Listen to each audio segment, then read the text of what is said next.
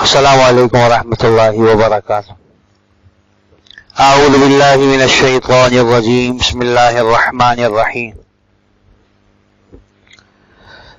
یا ایہا الذین آمنوا لا تقربوا الصلاة وانتم سکارى حتى تعلموا ما تقولون ولا جنبا الا عابري سبيل حتى تغتسلوا وإن كنتم مرضى أو على سفر أو جاء أحد منكم من الغائط أو لامستم النساء فلم تجدوا ماء فتيمموا صعيدا طيبا فامسحوا بوجوهكم وأيديكم إن الله كان عفوا غفورا. صدق اللہ العظیم. ایک ہی آیت تلاوت کی آپ کے سامنے. یہ سورہ نساء کی آیت ہے اور قرآن کریم کا جو موضوع ہے نا، قرآن کریم تقوی اور پرہیزگاری کی دعوت دیتا ہے. بالکل سورہ بقرہ کے آغاز میں اللہ رب العزت نے اس کو بیان کیا کہ یہ کتاب ہے، اس میں کوئی شک نہیں ہے، اور یہ سیدھا راستہ بتانے والی کتاب ہے. اور یہ سیدھا راستہ کس کو بتاتی ہے؟ کہ پرہیزگاروں کو بتاتی ہے. جو پرہیزگاری اپنی زندگی میں چاہتا ہے اس کے لیے یہ کتاب ایک بہترین نمونہ ہے، راہ عمل ہے. اور پرہیزگاری میں بنیادی چیز یہ ہے کہ اللہ تبارک و تعالیٰ کے جو احکام ہیں ان کو پورا کیا جائے. جو حکم ہے اس کو پورا کرو بھائی. تو یہاں بھی دو تین احکام کا بیان ہے اس آیت میں.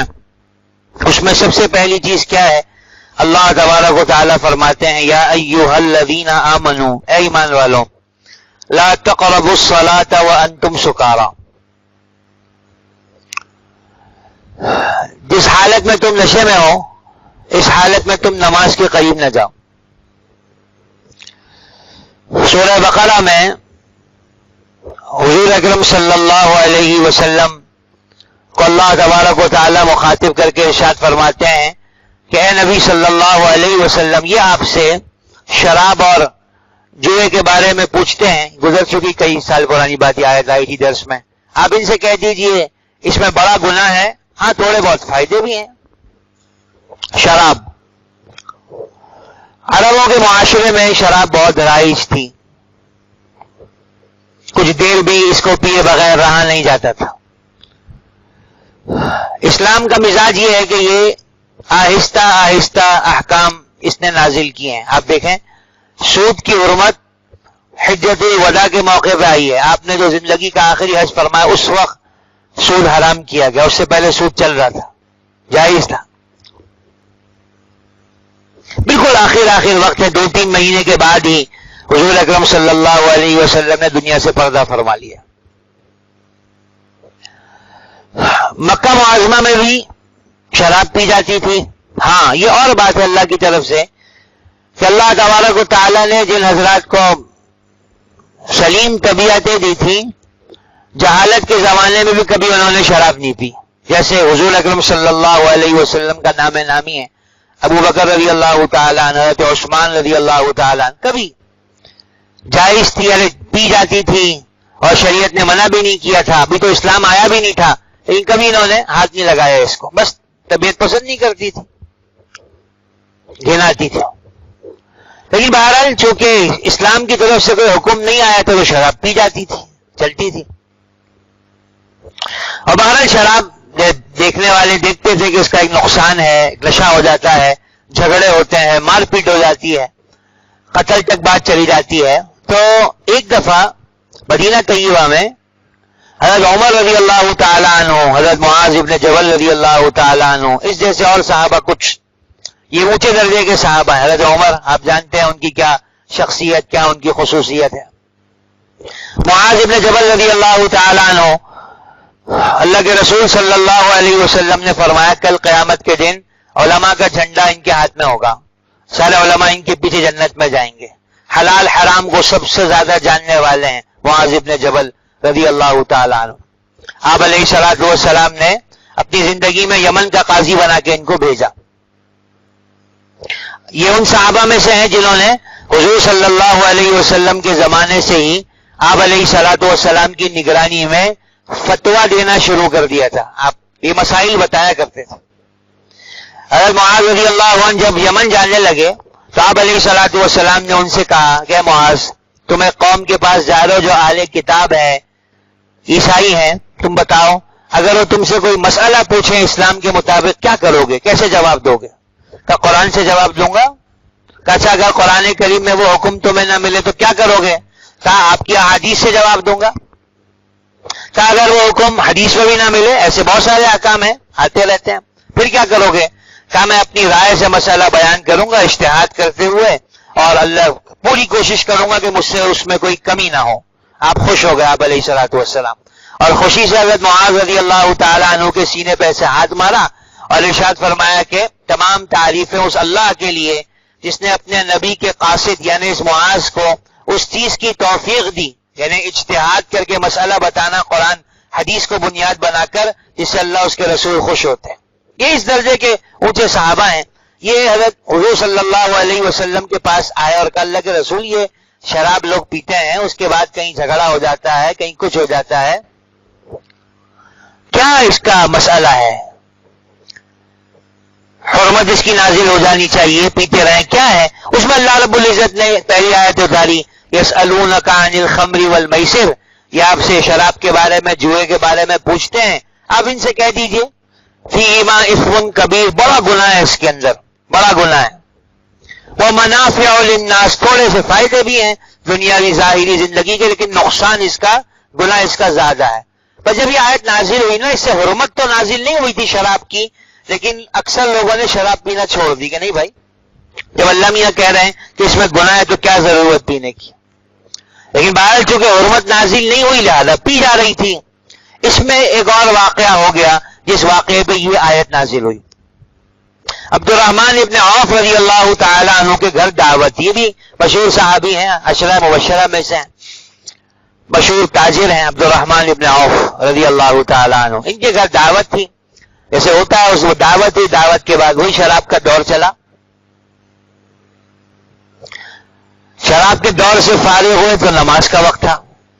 نماز کا وقت تھا تو انہی میں سے جو جمع تھے لوگ، ان میں سے ایک سے کہا بھائی نماز پڑھاؤ. اب وہ اسی نشے کی حالت میں، جو کہ ابھی تک حرام تو ہوئی نہیں ہے شراب، نماز پڑھانے کے لیے کھڑے ہو گئے. جو نماز پڑھانا شروع کی نا تو سورہ کافرون کی تلاوت کی. قل یا ایھا الکافرون لا اعبد ما تعبدون. ترجمہ آپ جانتے ہیں اس کا، اے نبی صلی اللہ علیہ وسلم آپ کہہ دیجئے او کفار لا اعبد ما تعبدون، جن کی تم پرستش کرتے ہو، پیروی کرتے ہو، میں ان کی عبادت نہیں کرتا.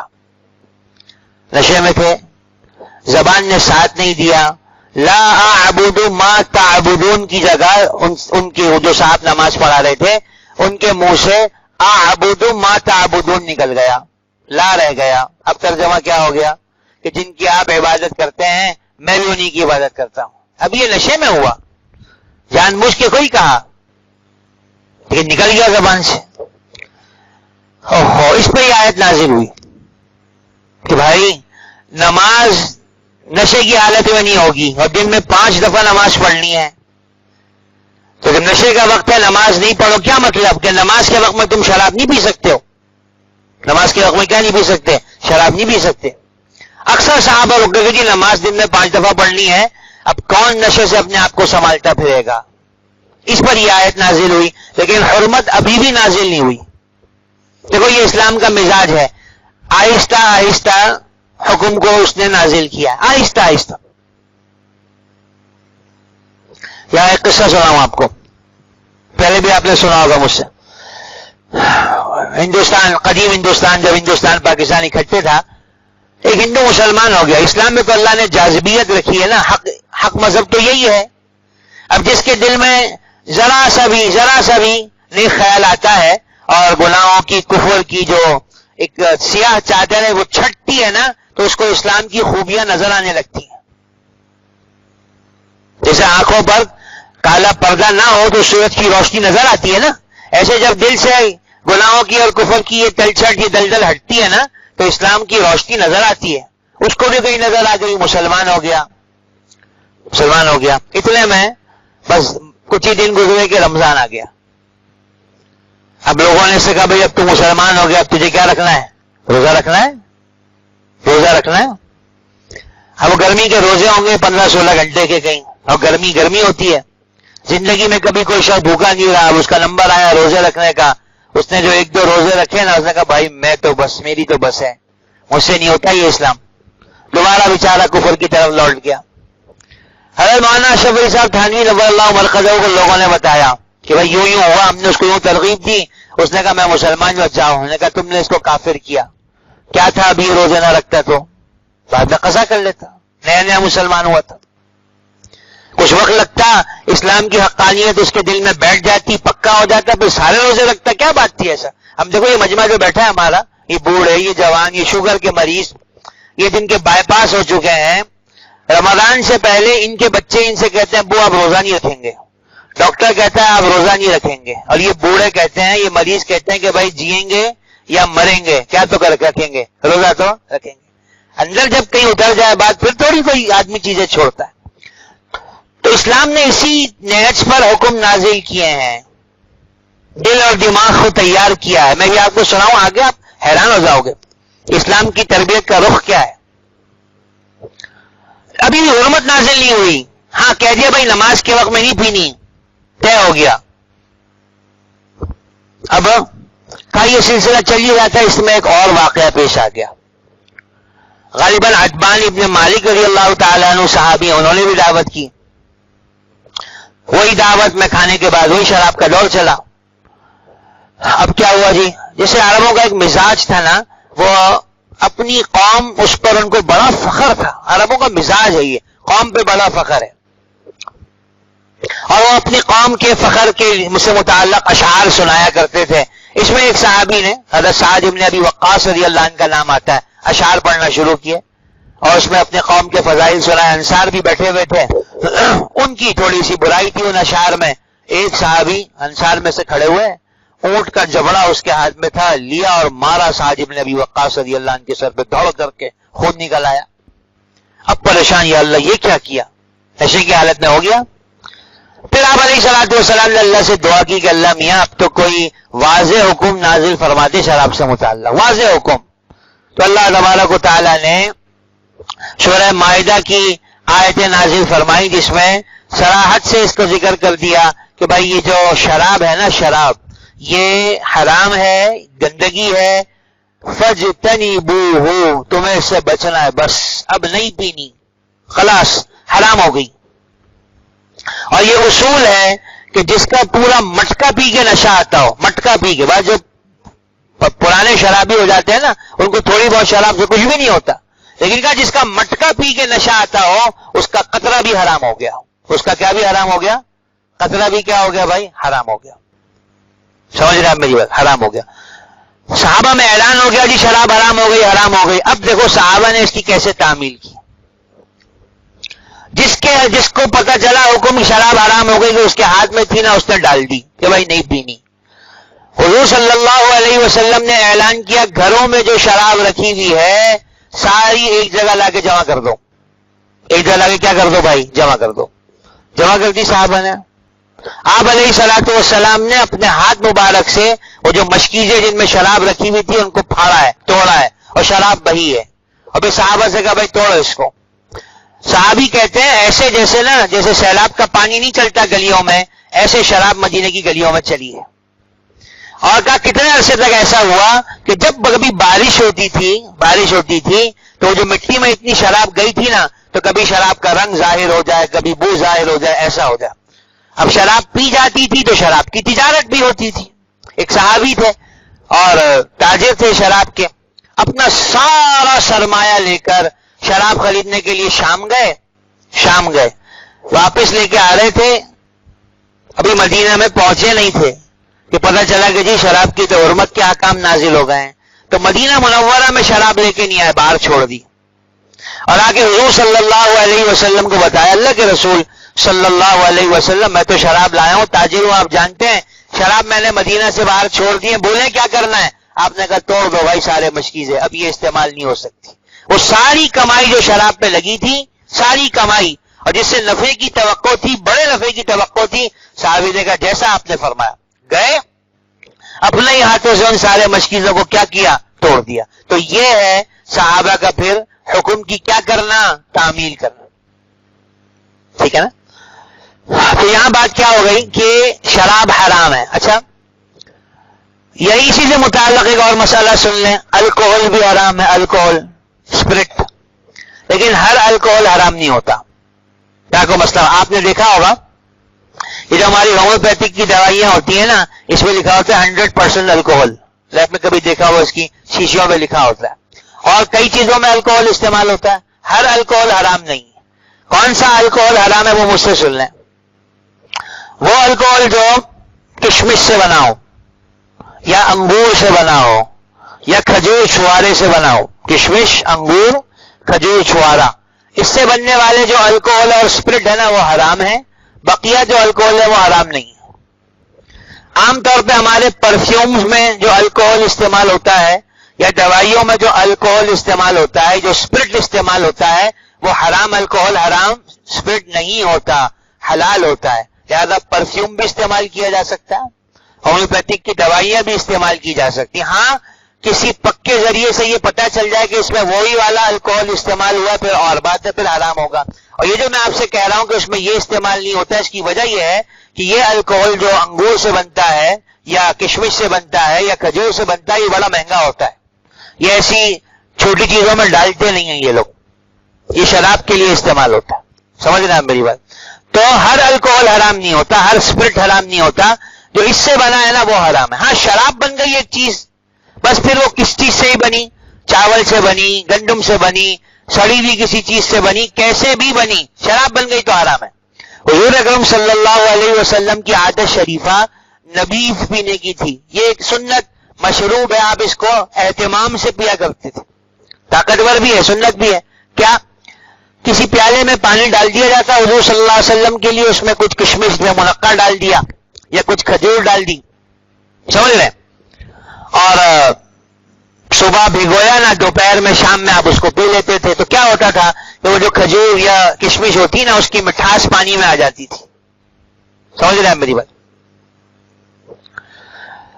رات کو بھگویا جاتا، صبح آپ اس کو پی لیتے ہیں. نہار منہ اکثر آپ نے نبیذ پیے، یا شہد کا پانی پیا، معدے کے لیے اچھا، طاقت کی چیز ہے، اور آپ سنت ہے، آپ استعمال کیا کرتے تھے. لیکن اتنی دیر آپ اس کو نہیں چھوڑتے تھے کہ اس میں جھاگ آنے لگے. جھاگ آتا پھر نہیں پیتے، کہ اب یہ نشے کی طرف جا رہی ہے. بات کس کی طرف جا رہی ہے؟ نشے کی طرف جا رہی ہے. صحابہ کا بھی یہ معمول تھا. بات سے بات نکلتی آ جاتی. ایک دفعہ حضور صلی اللہ علیہ وسلم نے صحابہ سے کہا آج رات میرے ساتھ وہ چلے جس کے دل میں رائی برابر بھی تکبر نہ ہو، چلے میرے ساتھ. جس کے دل میں کیا نہ ہو، رائی برابر بھی کیا نہ ہو، تکبر نہ ہو، چلے میرے ساتھ. مکے کا قصہ ہے. عبداللہ ابن مسعود رضی اللہ عنہ کھڑے ہو گئے کہ میں چلتا ہوں، اور آپ نے ان کو لے لیا. گویا آپ نے عبداللہ ابن مسعود رضی اللہ عنہ کی اس بات کو سچ سمجھا کہ یہ واقعی ایسا آدمی جس کے اندر کیا نہیں ہے، تکبر نہیں ہے. یہی وجہ ہے کہ ابو جہل ہے نا، ابو جہل، اس کی گردن اللہ نے عبداللہ ابن مسعود رضی اللہ عنہ کے ہاتھ سے کٹوائی ہے. وہ تکبر کا پہاڑ تھا، اس کی گردن پہ چڑھ کے عبداللہ ابن مسعود رضی اللہ عنہ بیٹھ گئے. تو ابو جہل نے کہا کہ ارے یہ کون دیہاتی آ کے بیٹھ گیا میری گردن کے اوپر، اور کہا میری تلوار سے کاٹ میرا سر، یہ تیز چلتی ہے، اور دیکھ کندھے کے پاس سے سر کاٹنا میرا تاکہ لگے کسی سردار کا سر ہے. ایسا اس میں تکبر تھا. تو عبداللہ بن مسعود رضی اللہ تعالیٰ حضور کے ساتھ گئے صلی اللہ علیہ وسلم کے ساتھ نا. آپ علیہ الصلوۃ والسلام نے ایک دائرہ کھینچا، کہ عبداللہ اس میں بیٹھ جاؤ، اس سے باہر مت نکلنا، اس میں بیٹھ جاؤ. اور اگر تم اس سے نکل گئے نا پھر تمہاری ہماری ملاقات نہیں ہو پائے گی، بھائی یہاں بیٹھنا ہے تمہیں، کہیں نہیں جانا. یہ گئے، بیٹھ گئے. حضور صلی اللہ علیہ وسلم جنات کو تبلیغ کے لیے تشریف لے گئے، اور وہ دیکھ رہے ہیں عبداللہ بن مسعود کے ایسے عجیب خلقت کے لوگ آ رہے ہیں جا رہے ہیں. آپ علیہ الصلوۃ والسلام نے ان کے ساتھ وقت گزارا، رات گزاری. صبح ہوئی نا تو آپ علیہ الصلوۃ والسلام آئے عبداللہ بن مسعود رضی اللہ عنہ کے پاس. ان سے کہا عبداللہ پانی ہے، وضو کرنا ہے. کہ اللہ کے رسول پانی تو نہیں ہے، یہ برتن ہے، اس میں نبیذ ہے، اس سے وضو کر لیں گے. تو ابھی تک وہ جو کھجور تھی نا وہ صحیح سے بھیگی نہیں تھی، بس کھجور کا اثر پانی میں آیا نہیں تھا. آپ نے کہا ارے پاک کھجور ہے، پاک پانی ہے، لاؤ اسی سے وضو کر لیتے ہیں. اس لیے کہ ابھی تک کھجور کا اثر پانی میں گیا نہیں تھا. بات یاد آ گئی تو آپ کو میں نے سنا دی. تو خلاصہ کیا ہوا اس بات کا کہ ہر وہ چیز جس میں کیا آ جائے بھائی، نشہ آ جائے نا، آپ اس کو استعمال نہیں کر سکتے. اور نشے کے حکم میں وہ ساری چیزیں ہیں جن سے نشہ آتا ہے، وہ ساری چیزیں حرام ہیں، میں نام بھی نہیں لیتا ان چیزوں کا. اچھا وہ تمباکو جس سے بو آتی ہے، جیسے سگریٹ وغیرہ ہے، اس کو پی کر نماز پڑھنا یہ کیسا بھائی؟ کہ پسندیدہ نہیں ہے، پسندیدہ نہیں. ہاں اچھی طرح آدمی منہ صاف کر لے، منہ سے بدبو نہ آئے، اللہ سے دعا مانگتا رہے اللہ یہ عادت چھڑا دے، نہ چھوٹے تو کم سے کم اس کی احتیاط کر لے کہ مسجد جب آ رہا ہونا تو یہ بو اس کے منہ میں نہ ہو. جیسے آپ علیہ الصلوۃ والسلام نے ارشاد فرمایا کہ یہ جو بدبودار چیزیں کھا کے آتے ہیں نا، یہ پیاز اور لہسن، یہ زندوں میں رہنے کے قابل نہیں ہے بھائی، ان کو تو کوئی بقی کا رستہ دکھاؤ. مسجد تھوڑی کوئی ایسے ناخوشگوار بو کے ساتھ آنے والی جگہ ہے، اس میں تو صاف ستھرے ماحول میں آنا چاہیے. تو یہاں پہلی بات یہ بیان کی، یا ایھا الذین آمنوا لا تقربوا الصلاۃ وانتم سکارى حتی تعلموا ما تقولون. اے ایمان والو، اس حال میں تم نماز کے قریب بھی نہ جاؤ جب تم نشے میں ہو، یعنی نماز نہ پڑھو. کب تک نماز نہ پڑھو؟ حتی تعلموا ما تقولون، کم از کم نشہ اتنا تو اتر جائے کہ تم یہ جاننے تو لگو کہ تم اپنے منہ سے کہہ کیا رہے ہو. اور حدیث میں آتا ہے کہ دیکھو نیند کے غلبے میں بھی نماز نہ پڑھو. نیند بہت آ رہی ہو نا اور عبادت کر رہے آدمی کو چھوڑ دے بھائی، چھوڑ دے. اما عائشہ رضی اللہ عنہا، کیوں؟ اس لیے کہ کہا ایسا نہ ہو کہ نیند میں وہ کہنا کچھ چاہے اور منہ سے کچھ نکل جائے. اللہ میاں کو یہ پسند نہیں، بشاشت کی عبادت پسند ہے. اما عائشہ رضی اللہ تعالی عنہا حضور صلی اللہ علیہ وسلم کے بارے میں فرماتی تھی کہ کسی نے پوچھ لیا نا کہ آپ کب سوتے تھے، آپ کب عبادت کرتے تھے، تو کہا رات کے کسی بھی حصے میں تم یہ دیکھنا چاہو کہ حضور سو رہے ہیں تو تم دیکھ سکتے ہو، اور دیکھنا چاہو کہ حضور نماز پڑھ رہے ہیں، حضور نماز پڑھ رہے ہیں تو تم دیکھ سکتے ہو نماز پڑھ رہے ہیں. یعنی سوتے تھے پھر اٹھ کے نماز پڑھنے لگتے، پھر سو جاتے پھر اٹھ کے نماز پڑھنے لگتے، بشاشت ہوتی نماز پڑھنے لگتے، تھک جاتے پھر لیٹ جاتے، اپنی طبیعت پر بوجھ نہیں ڈالتے. اور یہی مزاج ہے آپ علیہ الصلوۃ والسلام نے امت کو سکھایا. حتی تعلموا ما تقولون، جب تک تم یہ جاننے نہ لگو کہ منہ سے کیا کہہ رہے ہو، نشے کی حالت میں نماز کے قریب نہ جاؤ. ولا جنوبن، اور جنابت کی حالت میں بھی نماز نہ پڑھو. جنابت کی حالت میں نماز نہیں ہو سکتی جب تک آدمی غسل نہ کر لے. ایسے ہی حیض اور نفاس کا مسئلہ ہے جو خواتین کو آتی ہیں ناپاکیاں، اس میں بھی کیا نہیں ہو سکتی؟ نماز نہیں ہو سکتی. ٹھیک ہے، یہ بھی ایک فتنہ ہے.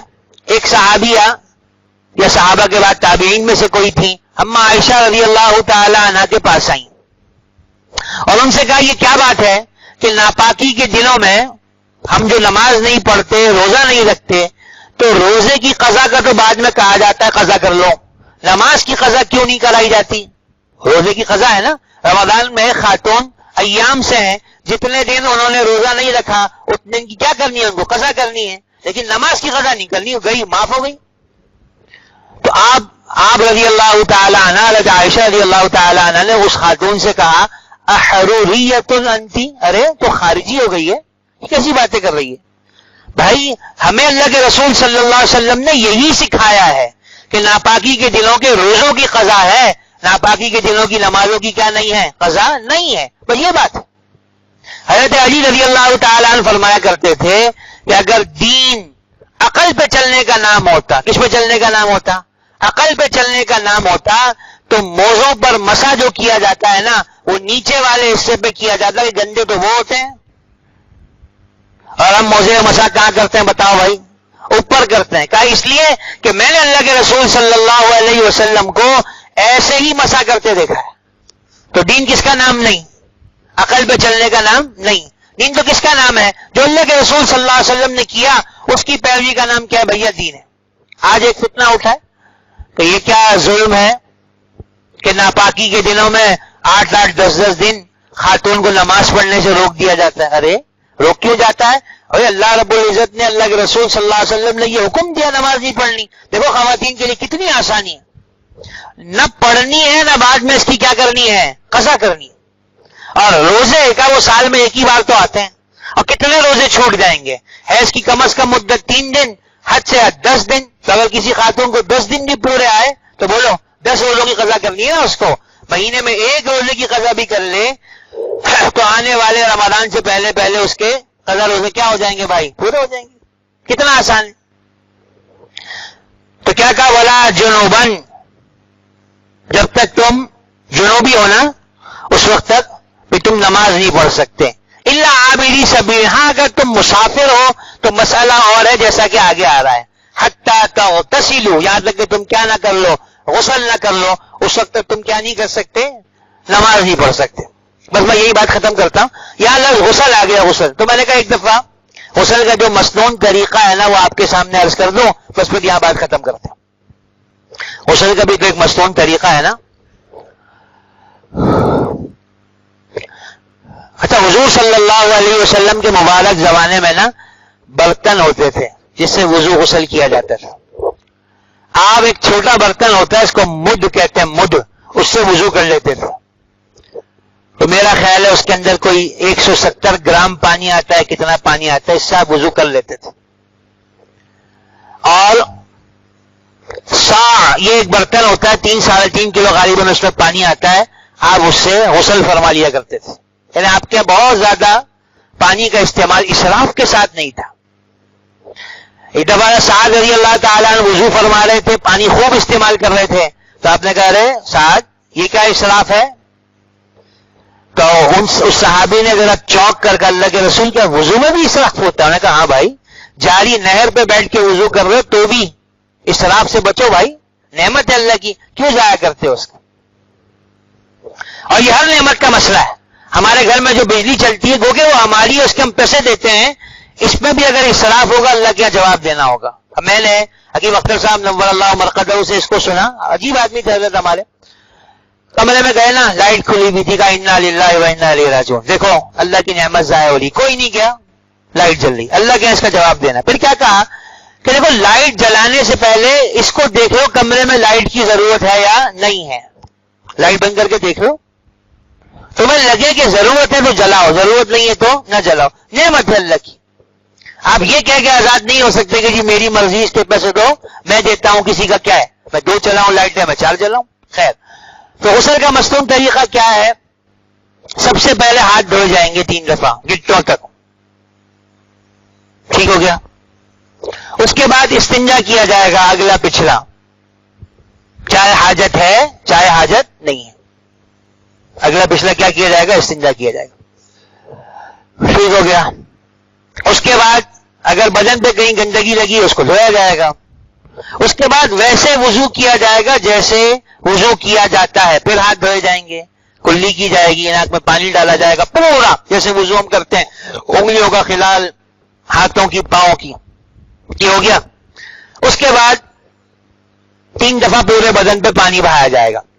اور اس کا پسندیدہ طریقہ یہ کہ پہلے سر پہ پانی بہایا جائے 3 دفعہ، پھر دانے کاندھے پہ 3 دفعہ پانی بہایا جائے، پھر بانے کاندھے پہ 3 دفعہ پانی بہایا جائے. سمجھ رہے بات نا؟ اس کے بعد سارے بدن میں، اور ملنا بدن کا، ملنا یہ بھی پسندیدہ عمل ہے، ملنا، ٹھیک ہے. اور جیسے ناف کے اندر انگلی گھما دینا کہ بھئی پانی یہاں پہنچ جائے، رانوں کا وہ حصہ جو شرمگاہ کے آس پاس کا ہے وہاں اچھی طریقے سے ہاتھ مل لینا، اس لیے کہ آپ علیہ الصلوۃ والسلام نے سکھایا تحت کل شعرۃ جنابہ، ہر بال کے نیچے جنابت کا اثر پہنچتا ہے، بال برابر بھی جگہ خشک رہ جائے گی غسل نہیں ہوگا. حضرت علی رضی اللہ تعالیٰ عنہ نے نا اسی وجہ سے مستقل سر منڈانا اپنی عادت رکھی، اور فرمایا کرتے تھے لہذا عادیت راسی، بس میں نے اپنے سر سے دشمنی شروع کر دی، میں بال رکھوں گا ہی نہیں، کون خیال کرے گا سارے بالوں تک پانی کے پہنچا. پانی ویسے ہی کم ہوتا تھا، تو سارے بدن پہ اچھی طریقے سے آدمی کیا کرے بھائی، پانی پہنچائے، بغلوں میں ہاتھ پھیرے، جگہ جگہ جہاں کر سکتا ہے. یہ مصنون طریقہ ہے. ہاں پورے بدن پہ پانی پہنچ گیا، چاہے آپ نے پہلے سر پہ نہیں ڈالا، پہلے کندھے پہ ڈالا، کچھ بھی کیا، بہرحال کیا ہو گیا، غسل ہو گیا. تو یہ غسل کا کیا ہے؟ مصنون طریقہ. تو کوشش یہی کرنی چاہیے کہ جب غسل کرنا ہی ہے، ہاں، اور نیت کرنا، یہ پہلی بات میں بھول گیا اس کو کہنا. نیت کیا کہ اللہ میاں میں پاکی حاصل کرنے کے لیے غسل کر رہا ہوں، نماز اور تلاوت میرے لیے حلال ہو جائے اس کے لیے غسل کر رہا ہوں، آپ راضی ہو جائے اس کے لیے غسل کر رہا ہوں، یہ نیت کر لینا. اس کے بعد یہ سارا تو طریقہ ہے. مردوں کے لیے بھی یہی طریقہ ہے غسل کا، یہی طریقہ خواتین کے لیے بھی ہے. اپنے جوان ہوتے بچوں کو ہمیں غسل کا یہ طریقہ سکھانا چاہیے، جوان ہوتے بچوں کو، جوان ہوتی بچیوں کو. قریب البلوغ 9 سال کا بچہ ہو جائے نا تو اس کو غسل کا یہ طریقہ سکھا دینا چاہیے کہ بھائی غسل کا مستون طریقہ یہ ہے.